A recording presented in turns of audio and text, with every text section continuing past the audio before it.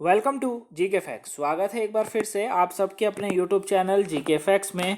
जानेंगे इस वीडियो में, यानी कि आज जो हम 5 बजे 25 क्वेश्चंस करने वाले हैं वो किसके हैं, वो हैं ज्योग्राफी के। तो आज जो हमारा डेली डोज है या आपका जो डेली डोज है वो ज्योग्राफी का है।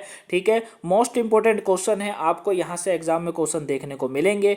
ठीक है, तो 5 बजे वाली क्लास आपको मिस नहीं करनी है। 5 दिन आती है बस, मंडे से लेकर फ्राइडे लास्ट। ठीक है, और डे बाय डे जो है 5 दिन मतलब 5 सब्जेक्ट को करते हैं। जैसे कि हमने सबसे पहले हिस्ट्री करी, उसके बाद हमने पोल साइंस करते हैं, फिर साइंस करते हैं, फिर ज्योग्राफी, और इसके बाद हम जो जो करेंगे मतलब ठीक है। तो हिस्ट्री हो गई फर्स्ट डे, फिर पॉलिटिकल साइंस हो जाती है, उसके बाद साइंस होती है, कल साइंस करी थी, फिर उसके बाद कौन सी होती है, ज्योग्राफी होती है, और उसके बाद जो होगी कल क्या होगी, इको होगी। ठीक है, तो 5 दिन 5 सब्जेक्ट को हम लोग 25 क्वेश्चनों को जानते हैं। ठीक है, तो आप किसी भी कॉम्पिटेटिव एग्जाम की तैयारी कर रहे हो, चाहे वो रेलवे हो, एनटीपीसी हो, ग्रुप डी हो, एसएससी, जीडी, कांस्टेबल, कोई भी कॉम्पिटेटिव एग्जाम जहां पर history, political science, science, geography, eco पूछी जाती है, जैसी बात है हर एग्जाम में पूछी जाती है, का आपको काम मिलेगा। ठीक है, तो 5 बजे वाली चाय हमारी चाय के साथ ही, 5 बजे वाली क्लास हमारी चाय के साथ ही होती है। तो चाय अगर आपने नहीं ले रखी है तो जल्दी से जाके किचन से चाय ले आइए, और अगर आप कॉफ़ी पीते हैं तो कॉफ़ी ले आइए, कोई दिक्कत वाली बात नहीं है। क्लियर? तो चलिए स्टार्ट करते हैं चाय के साथ या कॉफ़ी के साथ अपने 25 क्वेश्चनों को, और जब तक हमारी कॉफ़ी और चाय खत्म होगी तब तक हम इस क्वेश्चनों को कर लेंगे। ठीक, चलिए तो स्टार्ट करते हैं। और हाँ, पीडीएफ का लिंक डिस्क्रिप्शन बॉक्स में, वहाँ से डाउनलोड कर लीजिएगा। नेक्स्ट पहला क्वेश्चन आज का, नेक्स्ट क्वेश्चन नहीं, पहला क्वेश्चन आज का, फर्स्ट क्वेश्चन है आज का कि पोलावरम प्रोजेक्ट किस प्रदेश में है? बताइए, जो पोलावरम प्रोजेक्ट है ये कहाँ पर है? देखिए, उड़ीसा में है, कर्नाटक में है, मध्य प्रदेश, आंध्र प्रदेश, कहाँ पर है? तो ये जो है सी ऑप्शन इसका बिल्कुल राइट आंसर है, आंध्र प्रदेश के अंदर है। वन लाइन क्या कहते हैं, ऑप्शन बाई क्वेश्चन है, ज़्यादा समय नहीं लेंगे, फटाफट क्वेश्चनों को समझते हैं, क्योंकि क्लास लंबी हो जाती है ना, आपको समझने में मजा आता है और मेरे को भी समझाने में मज़ा नहीं आता फिर। ठीक है, तो थोड़ा सा अगर मेरी स्पीड तेज रहेगी तो कन्फ्यूज मत होइएगा। अगर आपको लगे मैंने ज़्यादा स्पीड तेज करी है, कमेंट बॉक्स में बता दीजिएगा, नेक्स्ट क्लास में कम कर दूंगा। क्लियर? तो पोलावरम प्रोजेक्ट जो है वो किस प्रदेश में है? तो आंध्र प्रदेश में, याद रखिएगा। अब देखिए यहाँ पर क्या कहा जा रहा है, पॉइंट्स में समझिए, इंपॉर्टेंट पॉइंट समझिए। जो पोलावरम प्रोजेक्ट है वो आंध्र प्रदेश के बहुउद्देशीय परियोजना है, और यह गोदावरी नदी पर है, और पश्चिमी गोदावरी नामक जिले में ये पड़ती है। क्लियर है? इतना आपको इस क्वेश्चन के बारे में याद रखना है। नेक्स्ट क्वेश्चन है, भारत में नलकूप के अतिरिक्त सिंचाई का सबसे बड़ा साधन कौन सा है? तो भारत में जो नलकूप की बात चल रही है, अतिरिक्त सिंचाई का सबसे बड़ा जो साधन है वो नदियां हैं। सी ऑप्शन बिल्कुल राइट आंसर है। ठीक है, नदियां हैं। अब इसका मतलब क्या है, इसको समझिए, देखिए पूरा समझिए इसको। भारत में कुल कृषि योग्य भूमि 160 मिलियन हेक्टेयर की है। कितनी है? 160 मिलियन हेक्टेयर की। ये क्वेश्चन भी एग्जाम में आता है। अब इसका केवल 47 या 48% पानी है। 48% जो क्षेत्र है ना वो संचित है। संचित मतलब भूमिगत जल, नहरें, तालाब सिंचाई का प्रमुख साधन है, इनसे हो जाती है। लेकिन परंतु भारतीय कृषि जो होती है वो मुख्यतः मानसून जो होता है उसी पर निर्भर रहती है, और वो जब होगा तो नदियों से पानी मिलता है। तो सी ऑप्शन इसीलिए इसका बिल्कुल राइट आंसर। नेक्स्ट क्वेश्चन है, लूनी नदी कहाँ खत्म होती है? लूनी नदी कहाँ खत्म होती है भाई? कहाँ होती है? साबरमती के संगम में खत्म होती है, कच्छ के रण में खत्म होती है, अरब सागर में खत्म होती है, माउंट आबू में खत्म होती है। तो लूनी नदी जो खत्म होती है ये अरब सागर में माफ कीजिएगा, कच्छ के रण में जाकर ये खत्म होती है। ठीक है, कच्छ के रण में जाकर जो है लूनी नदी खत्म होती है। ठीक है, अब देखिए, अब बात आती है शुरुआत कहाँ से होती है। ध्यान दीजिए, लूनी नदी अरावली पर्वतमाला में पुष्कर घाटी से शुरुआत होती है और कच्छ, गुजरात के कच्छ के रण में जाकर खत्म होती है। ठीक है, बहुत ही बढ़िया। नेक्स्ट क्वेश्चन समझते हैं, भारतीय निम्नलिखित में से किस देश से यूरेनियम आयात नहीं करता है? क्वेश्चन ध्यान से समझ लीजिएगा, यूरेनियम आयात नहीं करता है, यही 3 वर्ड आपका पेपर डिसाइड करते हैं गाइस। मेरी बातों पर ध्यान दीजिए, यही 3 वर्ड आपके पेपर डिसाइड करते हैं, क्योंकि बहुत से बच्चे जल्दबाजी के चक्कर में क्या करते हैं। देखिए मैं आपको बताता हूँ, 50 से 60% बच्चे क्या करते हैं, वो जीके के पोर्शन को बाद में करते हैं। अरे करते हो नहीं करते हो, क्योंकि आप में से बहुत से बच्चे जानते हैं कि अगर हमको मैथ साथ में क्या कहते हैं उसको, अपना ये क्या कहते हैं इसको, रीजनिंग, मैथ, रीजनिंग और इंग्लिश के लिए अगर हमने 40 से 45 मिनट, या फिर अकॉर्डिंग बात करूं तो 50 मिनट भी अगर हमने ले लिए ना, तो 10 मिनट में हम लोग 25 क्वेश्चन जीके के कर देंगे, जीके जीएस के, है ना। अब उसमें होता क्या है, बहुत से बच्चे कंफ्यूज हो जाते हैं। कंफ्यूज कैसे होते हैं, समय तो 10 मिनट बचा है, क्वेश्चन 25 है। अरे भैया क्वेश्चन को समझने में भी तो समय लोगे ना, लोगे नहीं लोगे, जरूरी थोड़ी हर क्वेश्चन आपको मुंह जुबानी याद होगा, ऐसा नहीं हो सकता। अब बच्चे क्या करते हैं, क्वेश्चन पढ़ा, भारत निम्नलिखित में से किस देश से यूरेनियम आयात नहीं करता है। अब आपको याद है आयात करता है, और जब आपको पता है आयात करता है और आपको पता है कजाकिस्तान और उज्बेकिस्तान से करता है, भाई आपको पता है कजाकिस्तान उज्बेकिस्तान से करता है, आप लगाओगे कजाकिस्तान उज्बेकिस्तान, ठीक है, ये लगाकर आ जाओगे, क्वेश्चन यहीं पर आपका गलत, 1 नंबर आपका कट हो गया। और 1 नंबर का कट होने का मतलब क्या होता है कि आप लाखों करोड़ों लोगों से पीछे चले गए। तो इसीलिए क्वेश्चन को ध्यान से समझा करो, यूरेनियम आयात नहीं करता है, वो ब्राजील से नहीं करता है, सी ऑप्शन इसका बिल्कुल राइट आंसर है। क्लियर हो गया गाइस, ब्राजील से नहीं करता है। अब देखिए भारत परमाणु संयंत्रों में ऊर्जा उत्पादन के लिए जो है यूरेनियम का जो उत्पादन होता है वो उज्बेकिस्तान और कजाकिस्तान से आयात जो है करता है। नेक्स्ट क्वेश्चन है, निम्नलिखित में से किस तेल उत्पादक देश से भारत अपनी आवश्यकता का 20 से 25% हिस्सा प्राप्त करता है। तो किससे करता है, तेल उत्पादक देश में भारत, तो ये जो भारत करता है ये करता है किससे, नाइजीरिया से। किससे, नाइजीरिया से करता है, बी ऑप्शन बिल्कुल राइट आंसर है, याद आपको रखना है। नाइजीरिया अफ्रीका का सबसे बड़ा तेल उत्पादक देश है और विश्व का छठवां सबसे बड़ा तेल उत्पादक है, और यह प्रतिवर्ष 2.5 मिलियन बैरल कच्चा तेल प्रतिदिन उत्पादित करता है। ठीक है, 2.5 मिलियन, बाबा हो, 2.5 मिलियन बैरल कच्चा तेल उत्पादित करता है प्रतिदिन, और इसका ही तेल उत्पादन में जो है भारत अपनी आवश्यकताओं का 20 से 25% हिस्सा नाइजीरिया से ही प्राप्त करता है। नेक्स्ट है, विश्व में चाय के कुल उत्पादन का कितना प्रतिशत हिस्सा केवल असम द्वारा उत्पादित किया जाता है। तो कितना प्रतिशत हिस्सा है जो कि असम उत्पादित करता है विश्व के अंदर, तो असम जो करता है वो 50% करता है, 15% जो है वो करता है, ये आपको याद रखना है। ए ऑप्शन इसका बिल्कुल राइट आंसर है। ठीक है, अगर विश्व में पूछ रहा है कि भारत जो है, भारत का कौन सा ऐसा राज्य है, असम, या क्वेश्चन ना घुमाकर भी पूछ लेता है कभी कभी, क्या होता है पूछेगा विश्व में चाय के कुल उत्पादन का कितना प्रतिशत हिस्सा भारत का कौन सा राज्य 15% उत्पादित करता है। अब आ गया क्वेश्चन, अब क्या करोगे, तो वहां पर आपको लगाना है असम करता है, समझ रहे, 15%, ए ऑप्शन बिल्कुल राइट आंसर है। क्लियर, तो आप देख सकते हैं 2015-16 में असम में चाय का उत्पादन लगभग 629 मिलियन किलोग्राम का था। कितना था, 629 जो है मिलियन किलोग्राम का ये था, ये आपको याद रखना है। निम्नलिखित में से किसे भारत का पावर हाउस कहा जाता है, बताइए भैया, भारत का पावर हाउस, ऐसे क्वेश्चन एग्जाम में आते हैं गाइस, पावर हाउस किसको कहा जाता है ये आपको बताना है। तो देखिए पावर हाउस की बात कर रहा है तो उत्तर पूर्व भारत होगा, क्योंकि उत्तर पूर्व भारत क्यों होगा, पॉइंट में समझिए क्या कहा जा रहा है। देखिए उत्तर पूर्व भारत में 8 राज्य आते हैं, कितने, 8 राज्य आते हैं, और 8 राज्य में क्या है, अरुणाचल प्रदेश, असम, मणिपुर, मेघालय, मिजोरम, नागालैंड, सिक्किम और त्रिपुरा आते हैं। ठीक है, इसीलिए भारत का पावर हाउस कहा जाता है बिजली का उत्पादन, ये भी आप समझ सकते हैं। सी ऑप्शन इसका बिल्कुल राइट आंसर है। नेक्स्ट क्वेश्चन है, भारत के कुल रबड़ उत्पादन में से कितना उत्पादन केरल द्वारा किया जाता है। तो भारत में कुल रबड़ उत्पादन में से कितना उत्पादन केरल के द्वारा किया जाता है। तो देखिए ये जो उत्पादन टोटल किया जाता है वो किया जाता है 90%, डी ऑप्शन बिल्कुल राइट आंसर है।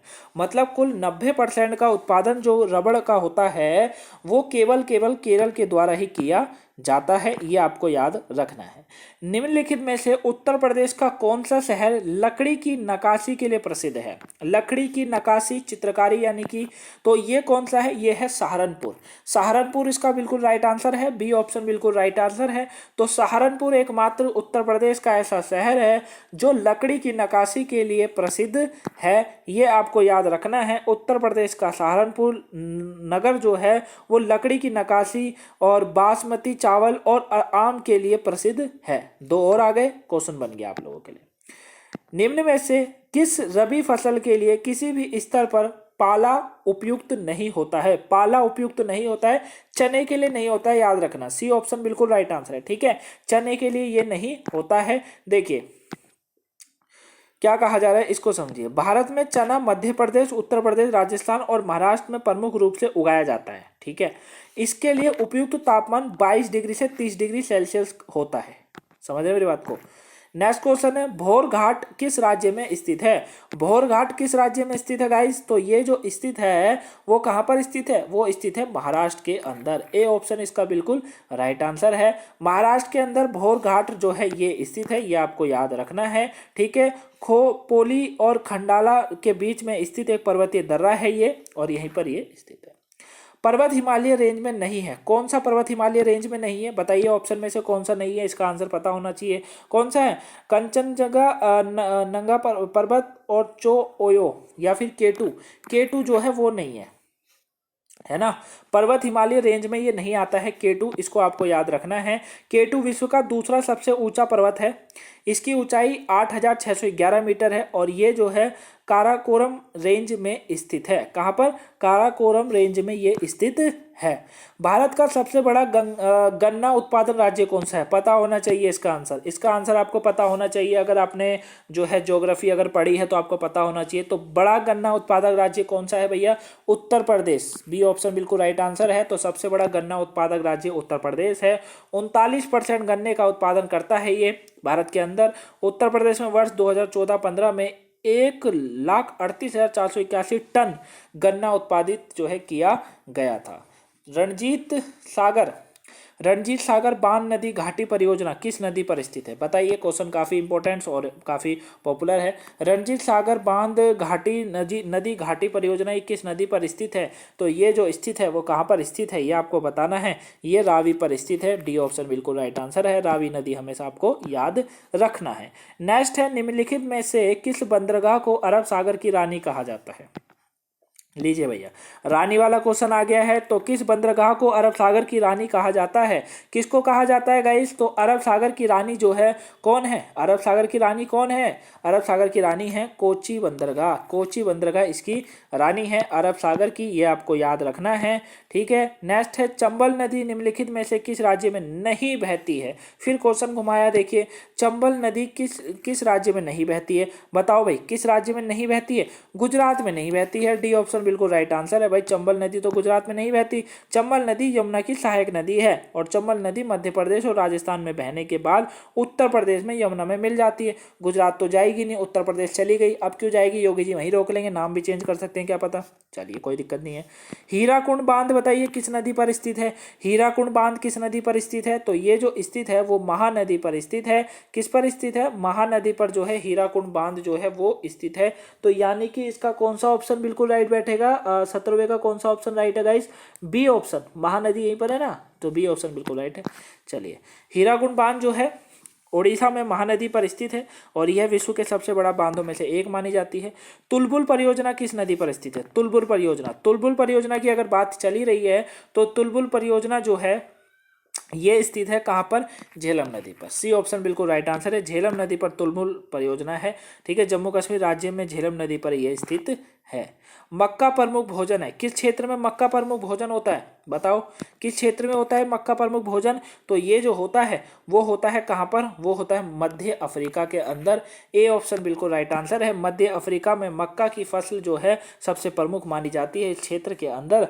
अब बात पॉइंट्सों को समझिए कि मक्का की फसल विश्व की विभिन्न भू लोगों को क्षेत्रों में से उगाई जाती है। ठीक है, और साथ में इसमें विटामिन ए, सी, ई और कार्बोहाइड्रेट्स प्रचुर मात्रा में पाया जाता है और यह आवश्यकता पोषण तत्व तथा ऊर्जा के एक अच्छा स्रोत मानी जाती है। क्लियर? नेक्स्ट, सिल्वीकल्चर बताइए का संबंध किससे है? सिल्वीकल्चर का संबंध किससे होता है गाइस? सिल्वीकल्चर का संबंध किससे होता है?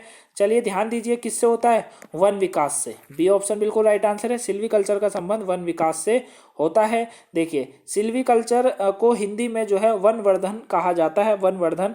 ठीक है, और वनों को लगाना, उनका विकास, संरचना, स्वास्थ्य और गुणवत्ता के नियंत्रण का व्यवहार सिल्वीकल्चर ही कहलाता है। ठीक है, तो पॉइंट्स देख रहे हैं ना आप, पॉइंट से कितना फायदा हो रहा है आप लोगों को। एक क्वेश्चन से 2 क्वेश्चन बन रहे नहीं बन रहे? अरे बन रहे नहीं बन रहे? बन रहे हैं ना। फिर चलिए, भारत का पहला बहुउद्देशीय नदी घाटी प्रोजेक्ट कब लॉन्च किया गया? बताइए। कौन सा सन था जब बहुउद्देशीय नदी घाटी प्रोजेक्ट कब लॉन्च करा गया था भारत का पहला? तो ये जो लॉन्च करा गया था गाइस, ये कब किया गया था? ये किया गया था 1948 में।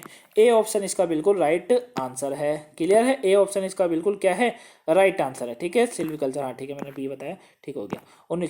2010 में किस बंदरगाह को भारत का 13वां प्रमुख बंदरगाह घोषित किया गया था? बताओ कौन सा बंदरगाह है जिसको 2010 में भारत का 13वां प्रमुख बंदरगाह घोषित किया गया था? तो कौन सा था भैया ये? तो ये जो है वो है कौन सा? Porter Bel-Air. कौन? पोर्टर बेलियर जो है, पोर्टर बेलियर जो है इसको किया गया था। ठीक है, ये आपको याद रखना है। ठीक है, अंडमान निकोबार द्वीप में ये स्थित है। 60% नमक किस राज्य द्वारा उत्पादित किया जाता है भारत का? तो 60% नमक जो उत्पादित किया जाता है भारत का, वो किया जाता है केमछो मजामा, गुजरात के द्वारा। सी ऑप्शन बिल्कुल राइट आंसर है। ठीक है, गुजरात के द्वारा करा जाता है।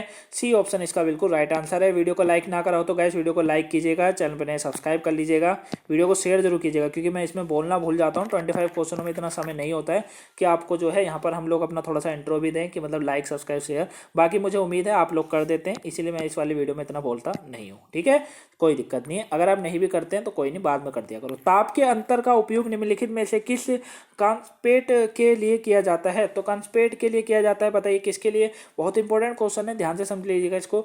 24वें का जो आंसर बैठेगा वो बिल्कुल ए बैठेगा, मानसून के लिए किया जाता है। ठीक है, ठीक है, तो ए राइट है।